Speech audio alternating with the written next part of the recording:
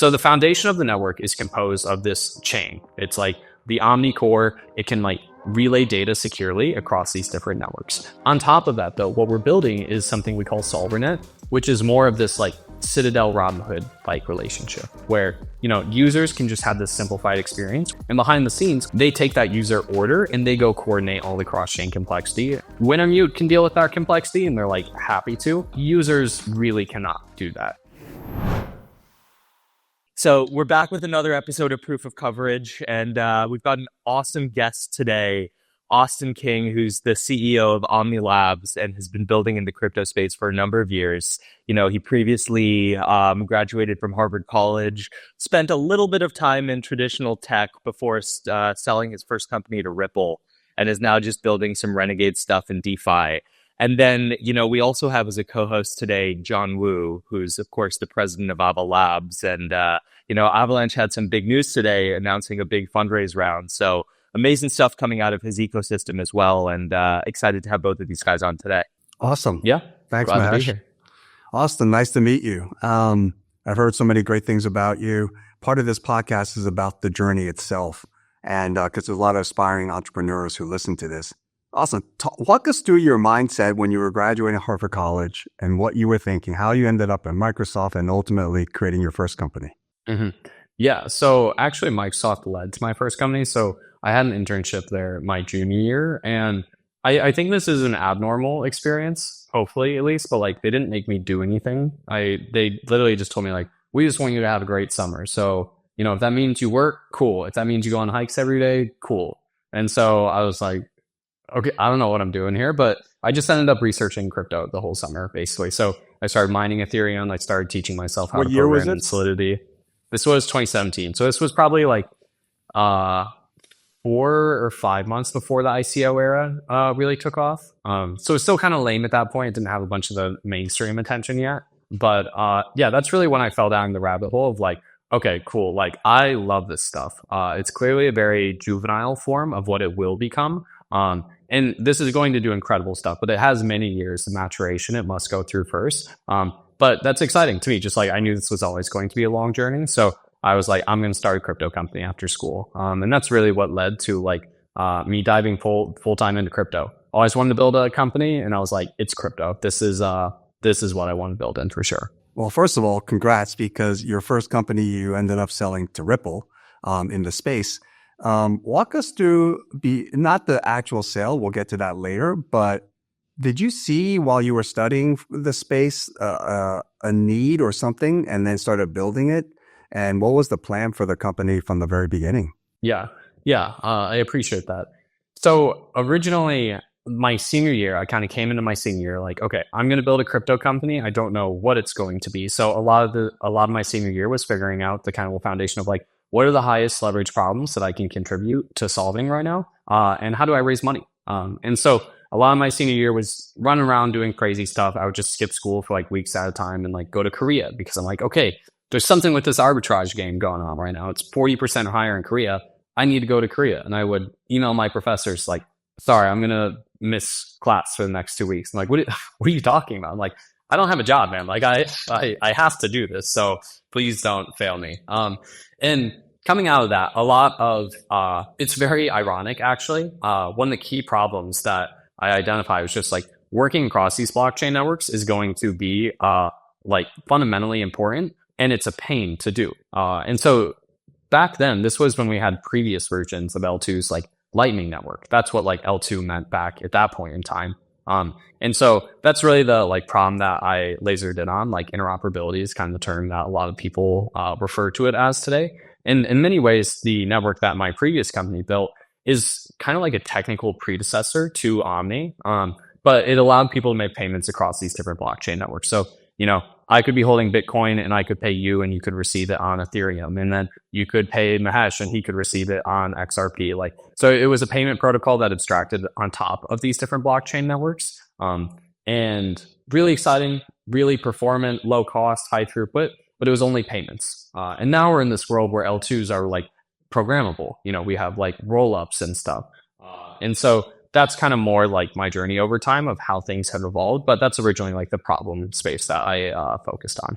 So you clearly had a concept of interoperability, and you were building something on create messaging in between chains. And L2 was actually Litecoin was actually a Bitcoin L2 back then. The talk about how you ended up saying, okay, Ripple's the right partner, and I want to engage in them. Did they engage in you? And then how did you end up consummating that deal? Yeah. So speaking super transparently, here's like the actual story of what went down. This protocol came out of Ripple. They had designed the interledger protocol, but there was no network. It was like an idea when I had come into it. And there were parts of the protocol that weren't fleshed out. Like I authored the part that integrated the Bitcoin network into it. So it was kind of like there's this thing which sounds promising, but it wasn't like a real thing. My company turned it into an actual network though. We started running the nodes. We started running nodes for like other organizations so that they could really scale it up. We kind of professionalized it and proved like, hey, this is a thing that can operate in prod. And so after about 2 years of running this company, we always had a close relationship with Ripple downstream of this. And they have RippleNet. Obviously, they focus on payments a ton. And so this protocol that came out of their research lab, they had seen like, okay, this is like production ready. And so, yeah, they decided to buy us downstream of it, just like having a ton of alignment of that protocol coming out of their research lab and like being very complementary to their existing suite. But it was really helpful. Like, honestly, I had no idea what I was doing with my first company. Like, there were a lot of learning lessons there. And it was fortunate the way it played out. Honestly, I'm super grateful that they bought my first company because it was like, cool, clean slate, sell this thing. Like, I can take a bunch of these learning lessons and like scale up and build another company after it. Well, I mean, that's great for our audience here because it's kind of like you had this long-term vision of think of it as interoperability, which is a buzzword today. But back then you were early to that. You didn't really, you're being very modest, but what you really, I think, what I interpret of what you're saying is you didn't know the steps towards that. And somehow with that longer term vision, you iterated back and forth and you finally had a success in terms of a sale to Ripple. Given that foresight you had even early, almost like, 8-9 years ago now, what do you see the future of crypto from today onwards to be like? It's honestly really fascinating to see where we're at with interoperability today. There's this kind of more newer design trend within the interoperability space that is referred to as like intents and solvers. And like, that's kind of like a convoluted way. I don't know. People in crypto like to make fancy buzzwords that sound like cool and it helps you raise money and stuff. But like for anybody who doesn't know kind of what intents and solvers mean, for anybody who's used Robinhood, it's basically the same relationship that Robinhood has with Citadel. So Robinhood, super nice, simple interface. You click buy Apple stock and you don't have to think about like which stock exchange is that happening on? Like what's the, like, am I placing a market order? Am I placing, like, you just buy Apple stock and it's super simple for you. What's happening though is Robinhood is selling off your desire to buy Apple stock to Citadel, and Citadel just goes and does all the complicated stuff necessary in order to get you that Apple stock. So that's like intent, user intent, and solver Citadel. That's what's happening in crypto right now on top of interoperability rails. So for a long time, I think the space tried to lean into like making people think about interoperability, but I think that's the wrong level of abstraction for how the space is going to move forward. We're now at a place where it's like, okay, how about users just declare what they want to do, and then we go make some sophisticated third party deal with the complicated stuff of working cross-chain. And that actually was a design that we used back in like 2018 to 2020 for the Interledger network. And it's interesting seeing it, like 5 years later, be re-implemented conceptually at like kind of a different domain of the technology stack. So that's honestly one of the most interesting things that I've seen happen over the years here. It's like this idea that we were using almost 5 years ago now is being re-employed to solve one of the biggest problems here, because it's just become like super fragmented across the crypto landscape as a whole. But this, I'm super excited because it'll allow developers to kind of lean into the best stack for actually building your application. And that will be entirely decoupled from the user experience. Users won't have to think about any of that. Yeah, one of the things that I always found amazing about crypto is just how quick development cycles can be, and therefore how quickly something that is all the rage today is kind of obsolete even 3 to 4 years forward. And it's clear that like even today versus 10 years ago, the vision of what the world is going to look like is so different.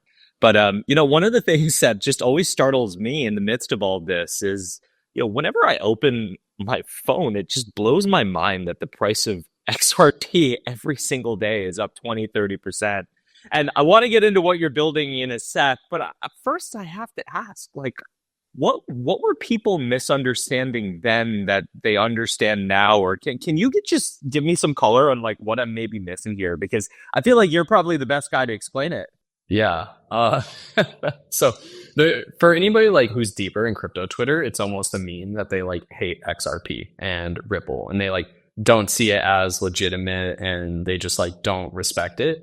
But if you step outside that kind of like crypto Twitter bubble, you'll notice that there's this massive legion of people called the XRP Army that love this organization. They love Ripple. They love XRP. They will bag hold for eternity. And so there's kind of this like interesting dissonance that is happening where it's like, it was the top 3 asset of all cryptos, like Bitcoin, ETH, and then XRP. I don't know if it's still that today, but this happened like a week ago where it was the 3rd largest crypto asset. And a lot of people are like, what the hell is going on here? Like, but honestly, my perspective is like, people who bought XRP and love XRP did that for very different reasons than the people who bought ETH and Bitcoin.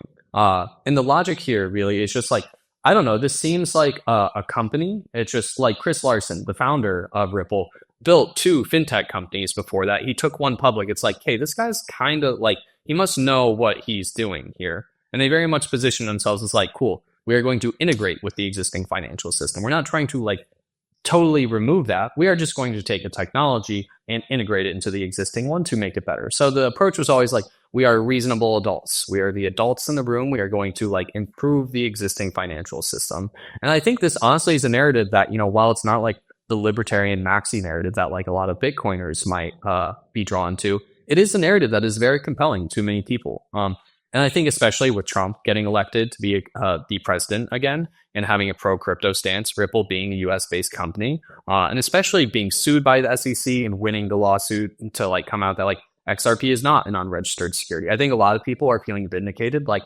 we told you that the adults in the room are going to drive adoption of this thing. So that's kind of my stance. It's like, people need to understand that like people don't buy XRP for the same reason that people buy Bitcoin. It's actually a very different thesis. And that thesis is structurally looking more sound now that Trump got elected. That's kind of my perspective. So on that point, when the XRP Army, as you say, was getting formed back in the early days, literally, 70, I've been in crypto for a long time as well.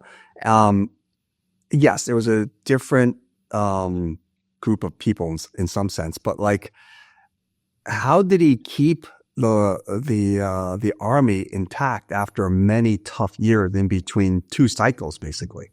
Yeah. That honestly is a fantastic question, and whoever has the exact answer to it is going to make a lot of money. I don't know exactly, but it is crazy. Like, if you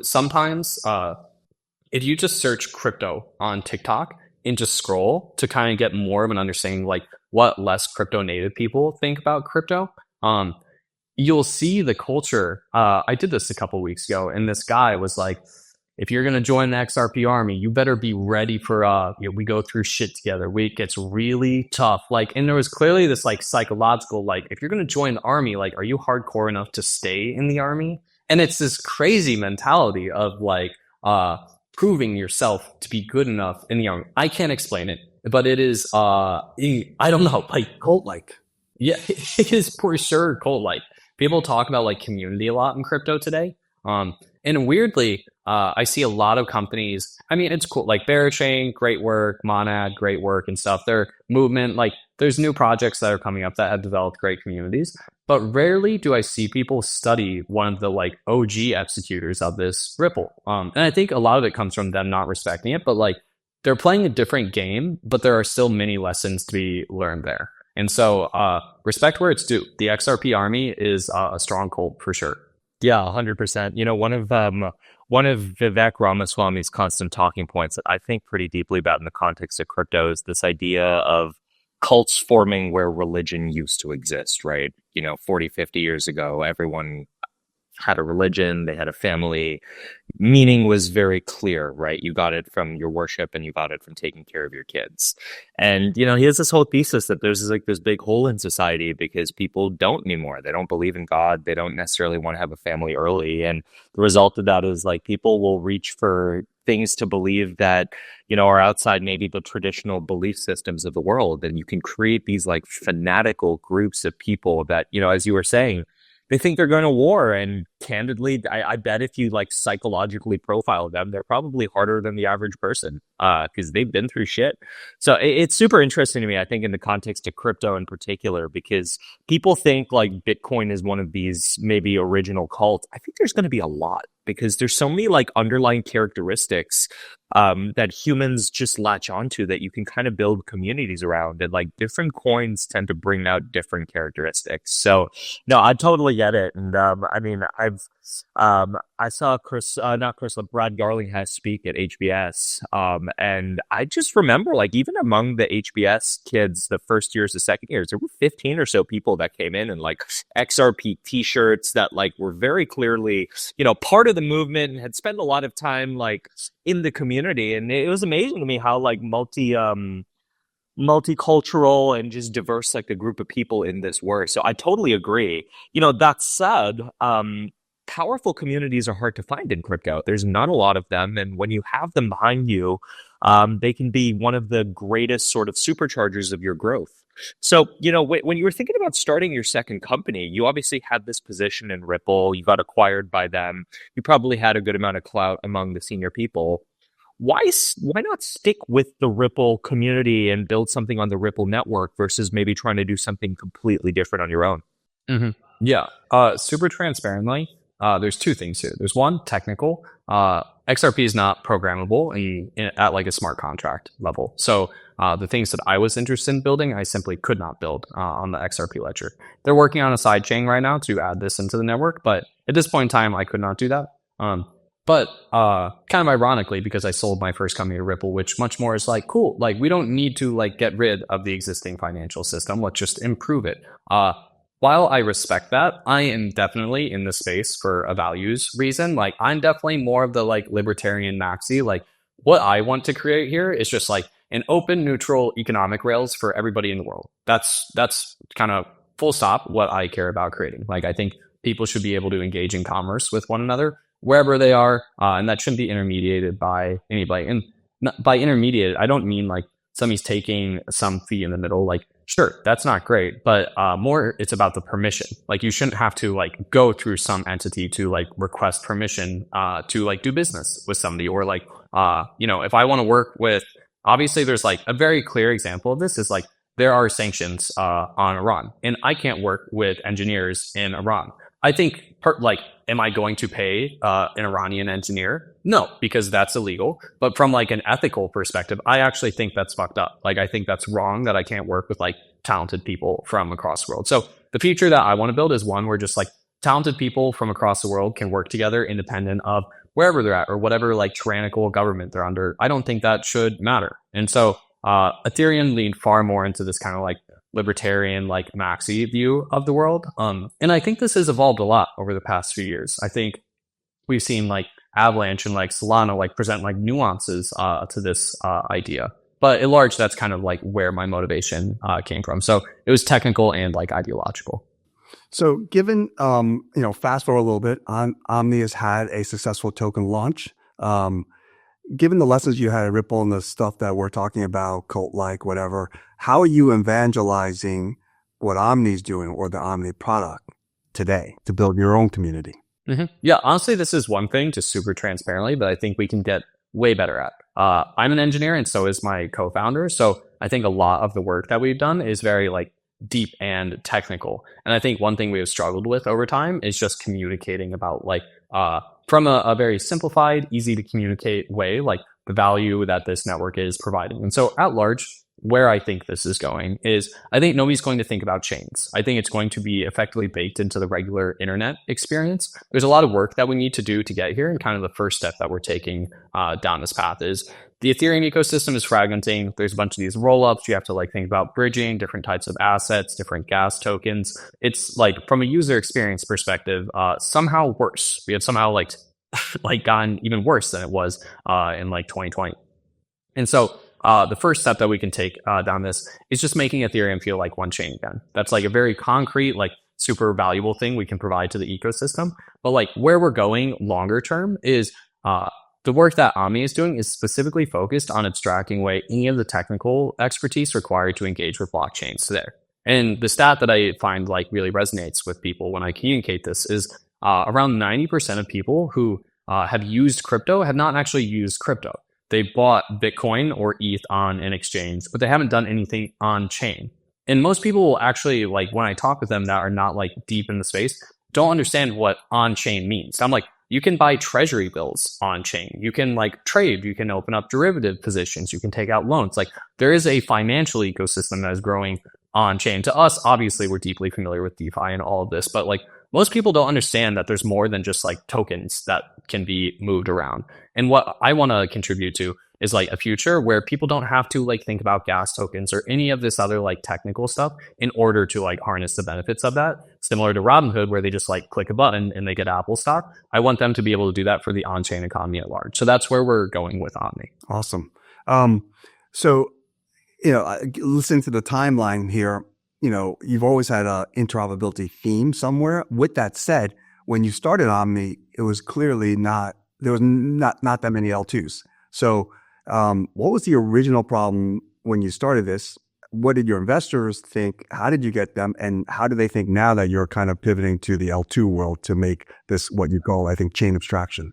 Yeah, I can tell like a funny story behind this because the TLDR is we raised $18 million and then pivoted. And I had to go talk to the people who invested and be like, hey, I know you just gave us nearly 20 mil, but like, I think we should do this other thing. And so like Pantera was our lead for both of these rounds. And honestly, they were incredibly supportive. Like I will forever be grateful for them because they told me, they're like, look, we invested in you guys as co-founders, not this idea. So like, if you believe this is the way forward, go like hunt it.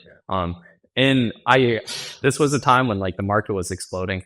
And I know a lot of founders had similar conversations with their investors, and their investors were like, give me the money back. And so I'm super grateful for Pantera during this period. But having said all that, so yeah, rollups were not a thing in prod when we started this company. So what we did originally actually was we built a DeFi protocol. We built a DeFi protocol, went really well. We got 50 mil TVL in like 2 days after launching. And then we were really trying to think about like how being deeper in the research circles, we're like the future of Ethereum is rollup centric. And what that means is like some users are going to be here, some are going to be here, money's going to be scattered across the place. Like how do we still access all of Ethereum's users? So we were trying to position our own protocol so that it could thrive in this like rollup centric world as opposed to getting like sidelined.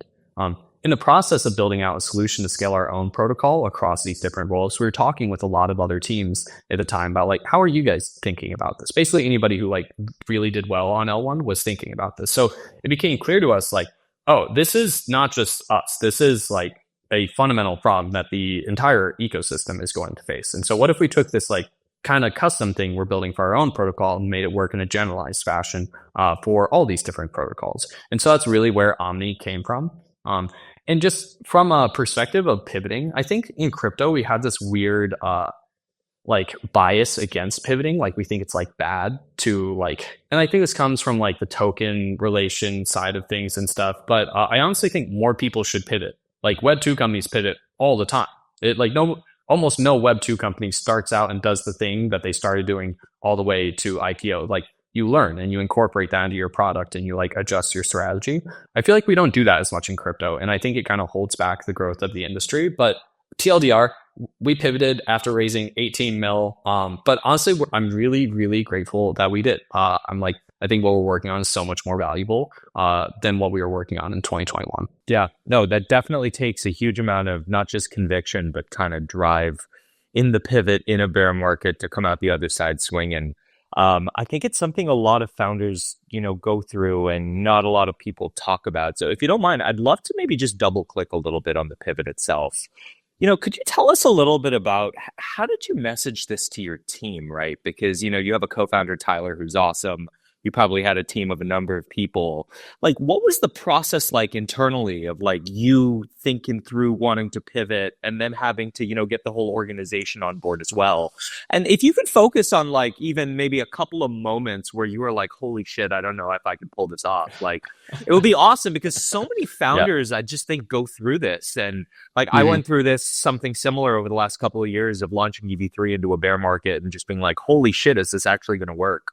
So yeah, anything you can share on like how you messaged this to the team and like how you guys psychologically kind of got through this would be amazing. Just to add in a little bit, I've talked to so many, obviously, early stage guy myself, so many founders where if they can't honestly tell me that, and they may have a big bravado to the outside world, but in a deep conversation, one-on-one, if they can't honestly say, there was a point in time, at least many times, that when they walked out of their office, so to speak, now metaphorically, because not everyone goes into the office, they were afraid that was the last time they turned out the lights, so to speak. Then they haven't really experienced being a founder. Mm-hmm. Yeah. So this is for the like, I'll give the raw, honest answer here. There's a nice like dressed up marketing story I could tell here, but I'll give like the reality of how things played out during this time. This is one thing that just as I've started like posting more on Twitter and stuff, I've been on Twitter since 2018, but never really posted. And only recently I started posting, and it's gotten more traction, honestly, just from me being honest about things that I've like learned and like gotten beat up by in the past. And so what is it like to pivot? It sucks. It is terrible. Like, like the amount of nerves I had going into this call with Pantera, like, oh my God. Like these people gave me like $20 million. Like, Jesus Christ. So yeah, I mean, there's a number of dimensions to this. At large, it's terrible. It's really, really terrible. You raise this money, you hire a team, and tell everybody we're going in this direction, and then you start to like see data points. You're like, I don't think we should go in that direction. And you kind of have to sit with this like dissonance and like decide on what you're going to do with it. I think the rational thing is to just communicate transparently and openly with the team, even if morale takes a hit. Because otherwise you're going to be like playing some dress up game where you're like pretending like you understand what's going on when you don't. And that's a really uncomfortable place to sit. And I sat in that place for a little bit in the like earlier stages of this. So one thing that I think can be like really helpful to founders at large in this stage, I see this still with some like earlier stage founders that I help out. I think it's really important to communicate to the team, here's the North Star of where we are going and where this company is going to contribute to this space. And that North Star needs to be a few years out. It shouldn't be like the product that's going to be launched in the next 6 months. It should be like a thesis about how the industry is going to evolve. And then to help your team feel empowered, you can effectively say like, this is where we are going, but I need you all to like help me get us there. And like, I don't know what the next best move is in the next 3 months here. There's like path A and B. Let's think about this and like, let's decide as a team, like what it looks like to test this out. And like, let's choose one of these paths and have a thesis like that, like, okay, if we see this many users or like this much volume, then let's double down. Otherwise, let's check out this other path. And so kind of demonstrating leadership by being like, look, I know that crypto is going to revolutionize the world and like this will be accepted by more mainstream institutions down the line. And DeFi is going to be something that's super impactful. In the next 6 months, though, we're in a bear market. Nobody wants to hold crypto, let alone deploy assets into DeFi. So like, let's think about like how we best like position the company for that future in the meantime here. And so this is a way to give the team like clarity in terms of where you're going, while simultaneously not feeling like you have to pretend that you have all the answers, and then your team being frustrated for like a lack of leadership in guiding everybody every step along the way. That's probably the most important takeaway from this period, honestly, because yeah, there were points where I would leave the office and I just like my girlfriend at the time, I was like, oh, like, she's like, how was work? I was like, terrible. Honestly, it was so bad. She's like, why? I'm like, because I have no idea what I'm doing right now. Like, and everybody expects me to know what I'm doing. And I think I just got to keep it going for a bit and like pretend that I do. And she's like, Austin, that doesn't sound sustainable for you as a person. Like, it's probably not. But over time, I realized like, cool, show long-term leadership by like identifying like where the industry is going, but help the team feel empowered to like help get you there by being like, in the next 3 months, I don't know what that looks like. There's a couple of these interesting paths. Let's go on this journey together. We're going to take a lot of these like experiments and we're going to fail a lot of times. And that's what it means to build a company. And we're going to do it together.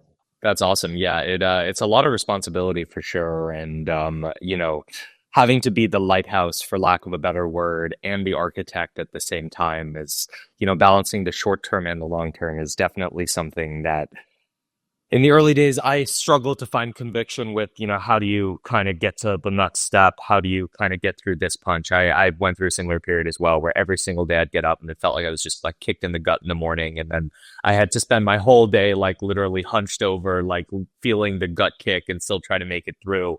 One quick question I had for you on that was, it can be very lonely being the guy at the top.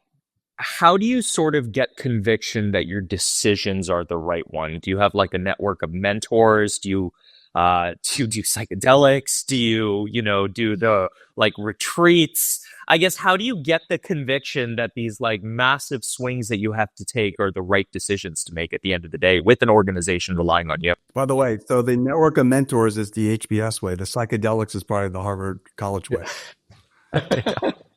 Yeah, so ayahuasca, that's how you figure out your North Star. Like, no, but honestly, the thing that I think is most important is a support network that is diversified across like a few key dimensions. So one, even though I built a company before, I like when I was starting this company, I was like, should I just run this solo? Like, I think I could. Like, I know I messed up a lot in my first company, but like I learned a lot in that process. So I think I might be able to run this one solo.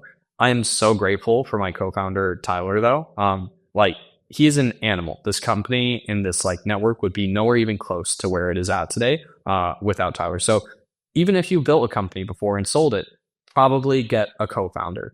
This is super helpful for just like not only increasing velocity, but honestly, like there are times when it gets terrible, and having somebody there with you in the trenches is super important. So other people, I'm not saying it's impossible to build something solo, but like even having sold a company before, I am so grateful for my current co-founder. So that's one like key support dimension there. The second thing is get good investors. Get good investors that will be empathetic and help you like through that time instead of being on your ass and like making you feel like shit throughout the process. That is something that like, I communicated like I'm super grateful that we had the opportunity to bring high enough quality investors on board that they were supportive and like helped us through that stage, as opposed to just being like, what do you mean you don't know like what you're doing? You're like pivoting to this. And then the third thing that I think is really important, especially this is all bear market advice. Like times are good right now. Woo, Bitcoin's above 100K. People are partying. Like, yeah, these are like the good times. This is all like going to matter in like 12 months from now. But the third thing is a network of other founders that are dealing with the same thing. Even if you just get coffee and both of you are just like, you woke up with that feeling of getting like kicked in the stomach. Just knowing that there are other people out there dealing with similar experiences is super helpful, just from like, oh, okay, like I don't have to go like pity myself and just like I'm in this terrible position. Like all crypto founders are in this position right now. And that alone can be like super helpful. And some of them will be like earlier in the come up of getting out of that like hole that everybody falls into at various points in their journey. And seeing that it's like, oh, like there is a path forward here. Like they're seeing it right now. And like, maybe if I like keep trying this out, like we'll like see our path forward and get out of it. So I think those support networks are super helpful. I can't make any recommendations on psychedelics. Honestly, if anything, that doing ayahuasca in a bear market probably would send you, I don't know, maybe you become a yoga teacher or something. I don't know. I've never done that, but like, yeah, so I can't make a comment there. So this is great context into the journey. Let's learn a little bit more about Omni Labs. You had a very successful token launch. Can you tell us about the Omni token, how it works, and then the network itself? Like which are the dApps or products that would be most attracted to this interoperable layer one? So Omni is different in the sense that like it is a chain. It is a layer one technically by like technical definition. But the go-to-market here is not comparable to Avalanche, for example, where it's like primarily focused on getting people to deploy smart contract applications on Avalanche. Instead, it's focused on this interoperability problem. And it just happens to be that like being a chain is the best technical design for achieving that.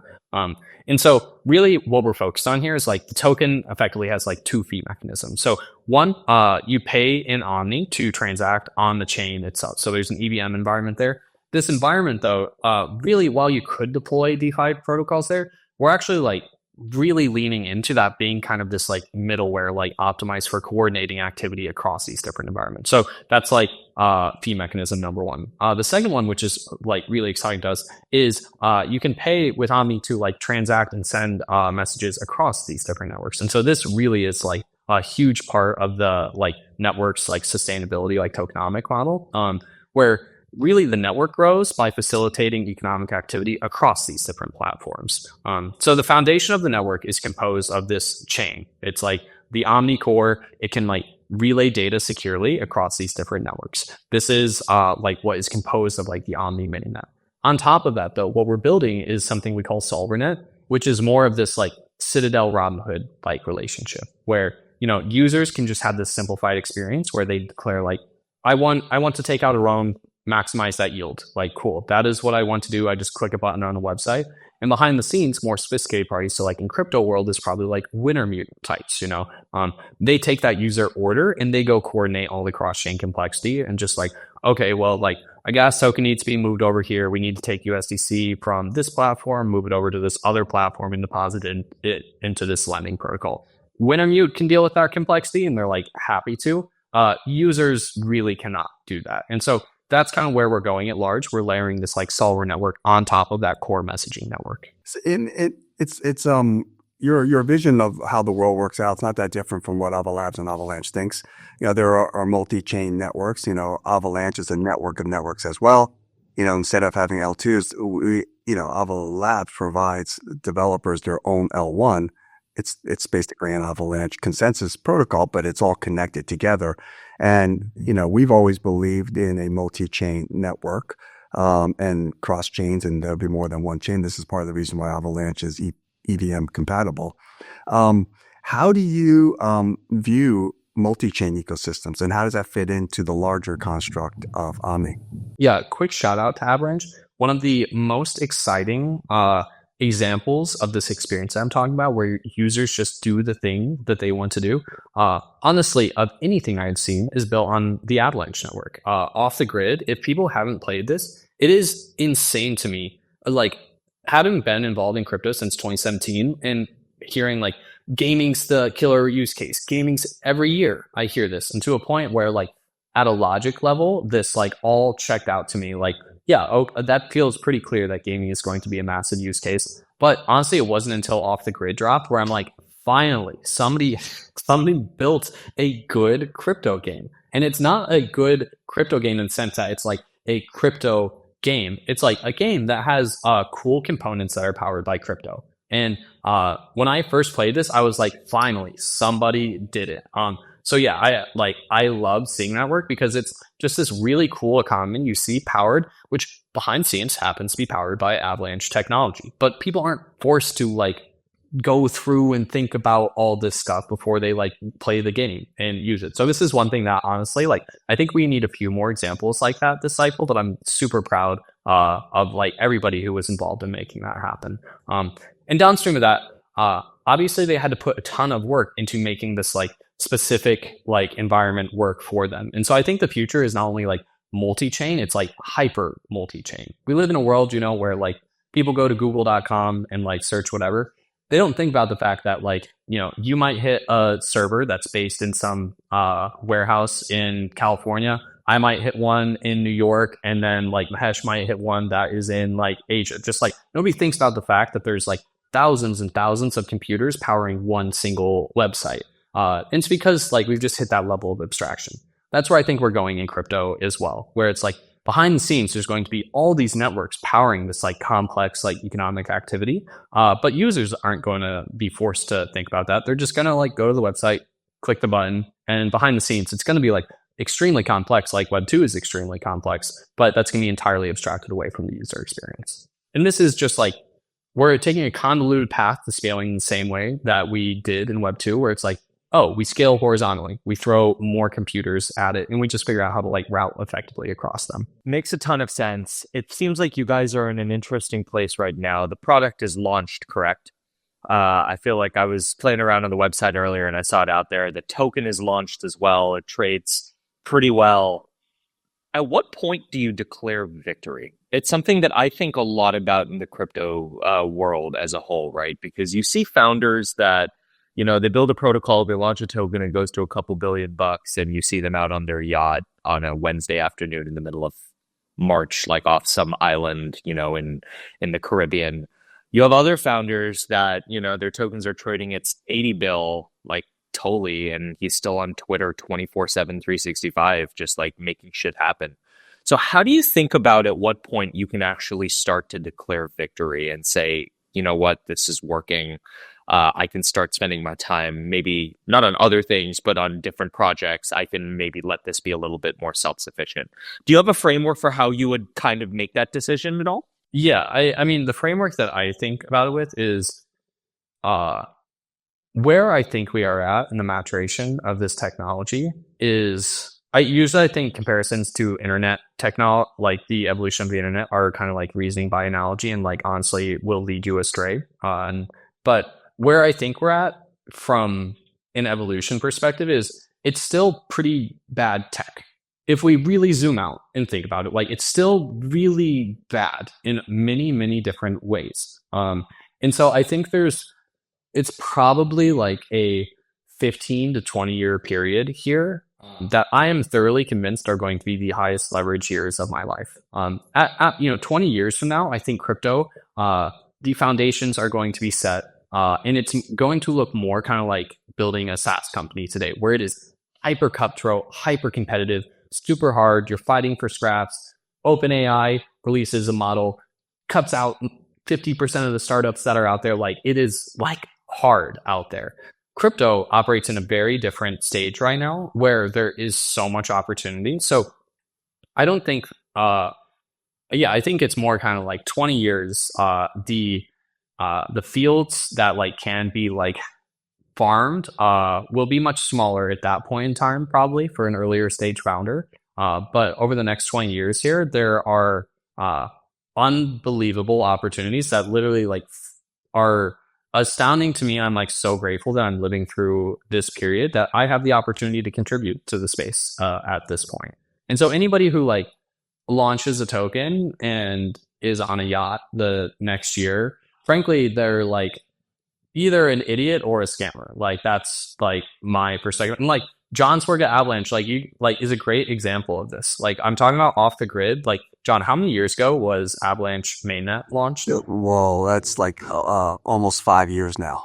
Exactly. So like 5 years, and now this like off the grid game that I'm citing is just this like fantastic use case of the technology. It's like, cool, 5 years went by since that point. And in my perspective, off the grid is still an early example of what this technology can do. There's so much more work to be done here. Yeah. So I don't know. Crypto has like, if you're like deep in crypto Twitter, you see these people make a bunch of money and then like unplug and do it. But like, I don't know. That's a part of crypto that I avoid, because it's just like they're playing different games than I think are like value additive and kind of on the like time span that I'm interested in playing. Yeah, I totally agree. It's I think about this as the beginning of a very, very long journey, and whether it feels like winning or it feels like losing, they're like very, very minor battles in the context of a lifetime long war. And you can take that in a negative way, but the more positive way to think about it is like fundamental change is happening from the ground up. And I think we're all very lucky that we get to be a big part of all of it. So, John, I don't know if you had any other questions before we wanted to jump into a lightning round here. Well, no. So I wanted to add one thing. It's like, my mission when I got into Omni Labs, and Gun had asked me to join a couple of times and I said no. But what really got me, my mission, Austin went through his goal for starting what he started. My goal was to actually take all this blockchain technology and actually apply it to, call it Web 2 or TradFi type companies. And as Austin said, we're finally getting to that point. So, each individual founder's journey is different based on their personal mission, but I think we're all united to create, purposeful stuff. And that's one of the ways to decipher from an investor's perspective, like sustainability of a project or a person or a founding team, which is what is their mission, and are they willing to fight through the pain to get to that mission? And some people's mission are different than other people's mission. You can ask that in the very beginning before you invest and to learn. Missionaries, not mercenaries. Yeah.